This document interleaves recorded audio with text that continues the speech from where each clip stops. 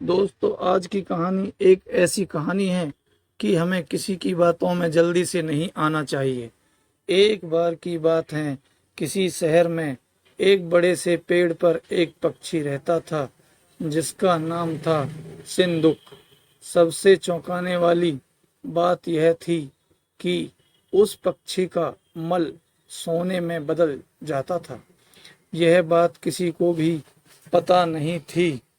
एक बार उस पेड़ के नीचे से एक शिकारी गुजर रहा था। शिकारी उस पेड़ के नीचे आराम करने के लिए ठहरा। वो आराम कर ही रहा था कि इतने में सिंदूक पक्षी ने उसके सामने मल त्याग कर दिया। जैसे ही पक्षी का मल जमीन पर पड़ा, वो सोने में बदल गया। यह देखते ही शिकारी बहुत खुश हुआ और उसने उस पक्षी को पकड़ने के लिए जाल बिछाया। सिंदूक जाल में फंस गया और शिकारी उसे अपने घर ले आया।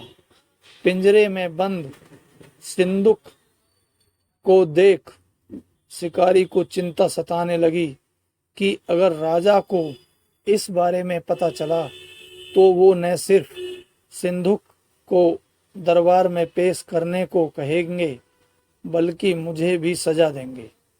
यह सोचकर डर के मारे शिकारी ने खुद ही सिंदूक को राज दरबार में पेश कर राजा को सारी बात बताई। राजा ने आदेश दिया कि सिंदूक को सावधानी से रखा जाए और उसे अच्छे से खाना खिलाया जाए।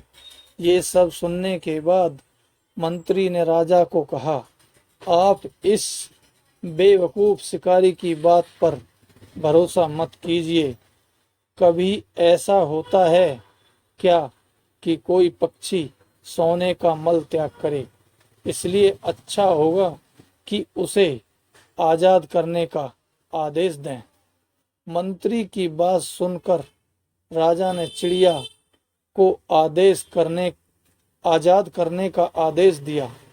सिंदूक उड़ते उड़ते राजा के दरवाजे पर सोने का मल त्याग करके गया। यह देखते ही राजा ने मंत्रियों को उसे पकड़ने का आदेश दिया, लेकिन तब तक वो पक्षी उड़ चुका था।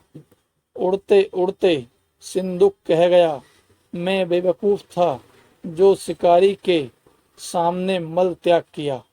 शिकारी बेवकूफ था जो मुझे राजा के पास ले गया। राजा बेवकूफ था जो मंत्री की बात में आ गया। सभी बेवकूफ एक जगह ही हैं। कहानी से सीख, कभी भी दूसरे की बातों में नहीं आना चाहिए और अपने दिमाग से काम लेना चाहिए। धन्यवाद दोस्तों। अगर आपको ये कहानी पसंद आई हो तो चैनल को लाइक और सब्सक्राइब करें ताकि आगे भी आने वाली कहानी आप सुन सकें।